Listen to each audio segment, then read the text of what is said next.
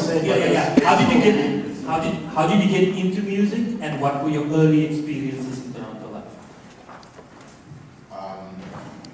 Honestly, Daniel said it perfectly. Music did get into me since my childhood. It's so weird. I didn't really come from Toronto the same way everybody else did. I mean, I was born here, but my father, I kind of had a typical, we don't want to say typical, but a very popular story where my father actually ran a shoplifting ring up in Jane Finch in the 70s, and he abused my mother. And so when I was 1 year old, my mom moved us and like escaped and separated my family, and we ran out to Alberta. And she, so I didn't, my foundation wasn't really in Toronto in my very formative years of my life. So we went to Alberta and lived in Fort McMurray, and then we moved to Edmonton. So there was music out there, there was culture and whatever, it was cool, but I didn't come back to Toronto until 1991. And when I was a child, I always had this vision in my head. I'm like, I need to go back to Toronto. Toronto speaks to me. There's something there for me. I knew my future, my dreams, my culture, and my education would be there. On a level that Edmonton wasn't giving me. Even though Edmonton, I did Click, and Click could attest to this. Rocksteady Crew did come to Edmonton in 1982, and I was getting hip hop when I was 5, 6 years old out in Alberta. It was real. Don't think that it wasn't there. Hip hop and just music culture, Run DMC, reggae, just R&B, soul, Whitney Houston. Well, that was in my childhood from I was, 1977 when I was born.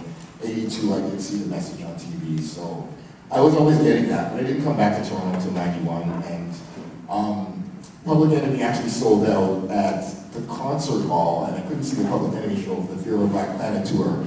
So my very first rap show was going to see Public Enemy in Hamilton, and my big brother drove us there, and I was like an 11-year-old kid, and they were like, what, these kids are here? Me and my twin brother, conspiracy, and so the crowd literally parted like the Red Sea. So I'm getting a little teary up thinking about it. It's like my very first rap show.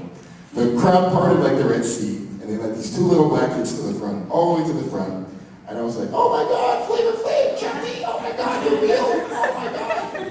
And Flavor Flav reached out and touched my hand. And,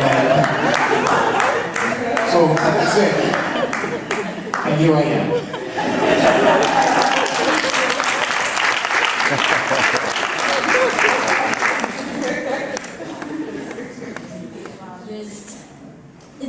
There's so much to tell.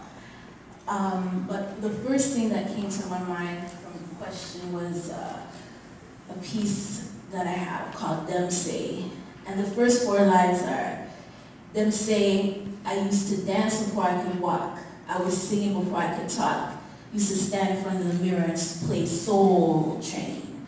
The Vine Road Baby, walking around in dashiki and red patent shoes.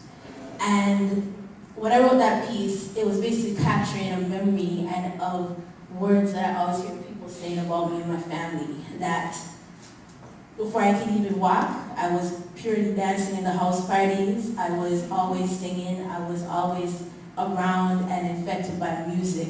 And because for a lot, it was just me, I was the oldest and stuff like that. One of the oldest or the first babies in the family, I went everywhere with my aunts, my younger aunts. They just carried me like a purse. So, you come up around the parties, you come up in the basement, you come up, wherever everybody went, I was there. And so I was very affected by big people business and the music they were listening to and just being around action. And I know a lot of my time was spent dancing, pretending I was singing with Bob Marley, learning how to do harmony, pretending Michael Jackson was my brother and we're on stage, and listening to, always trying to find out what's the latest thing, what's the newest thing, where can I, because TV, we didn't have much music, and we didn't have, radio that was playing black music, so what you heard in your home and on the street was so integral. And that thing about the house party, I think, was a really big, institution almost of education culturally for me and for a lot of in the community.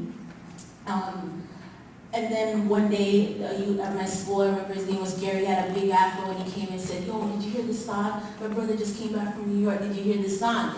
And he said he bought the record. I'm like, what song? And he goes, something like hip hop, hip hop, you don't stop, rock it. And I was like, yo, do it again, right?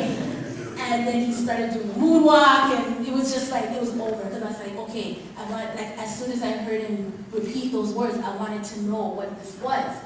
And I had also, we struggled to get some BLK, some Buffalo music, and so me and my brother would stand up and hold the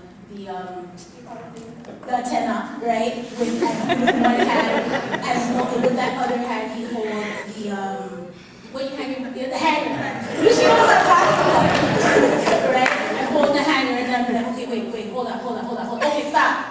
And then press play, press record, so you can hear again a snippet or something, right? Something that sounds like you, that feels like you, like it wasn't your mom's music or it wasn't your pop's music, but it was something else. And so making these little tapes was mashup tapes with mad static, was our food, right? Until when I was in high school, then I heard that there's this show on Saturdays called Fantastic Voice program. And at that time, it also had a lot of static, but no matter what, I was going to take that every Saturday to get the food that would feed me.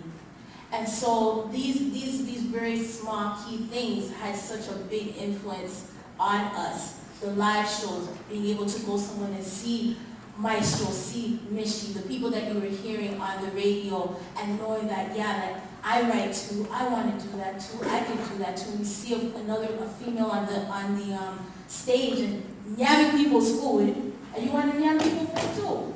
So, you know what I mean? So, right, so it was so important, to be able to sit here today and be on this panel with those who have been on a stage with. I've been on stage with every single person on this panel in some form or fashion, and I just appreciate and thank you for opening up this space for us to start to collect these stories so that we know that Toronto hip-hop, Toronto urban music, Toronto culture is valid, it's real, it's alive, and it's not going anywhere, it's continuing. Peace.